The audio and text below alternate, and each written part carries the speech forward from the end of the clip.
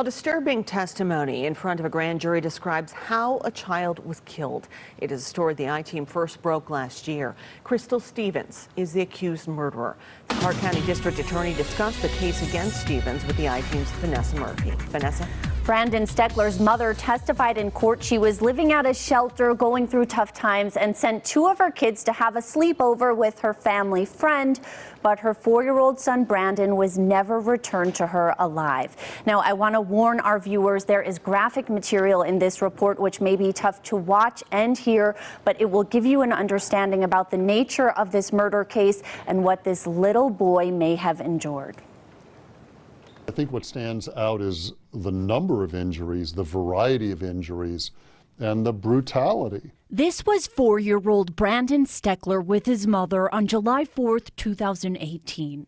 2 days later, she says she left him with family friend Crystal Stevens, who the mom claims refused to return him. 3 weeks later, Brandon was dead. In February, Stevens was indicted on 27 charges, including murder and sexual assault. The I-Team has obtained grand jury transcripts where a medical examiner testified pretty much every inch of this child had some type of injury. The photos tell the story. Bruises, burns, 27 rib fractures, trauma to his private parts, malnutrition, sepsis, pneumonia, even the drug methamphetamine in his system.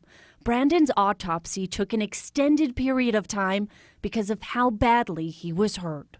I didn't even know it was the same child. I was blown away.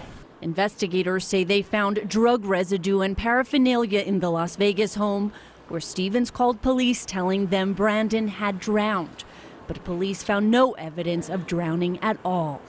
Next week, a committee will meet to discuss whether prosecutors will seek the death penalty against the 42-year-old woman. This is one of those cases where you have to wonder what goes through somebody's mind that would cause them to inflict these kinds of injuries on a defenseless child. It is unclear whether Brandon's mother called police to report that Stevens refused to return him. District Attorney Steve Wolfson says she's already lost her child and he does not intend on charging her because he doesn't believe she was aware Brandon was being harmed. She also testified she learned Brandon was in the hospital via email from Child Protective Services. Back to you. Oh my goodness. Thank you, Vanessa.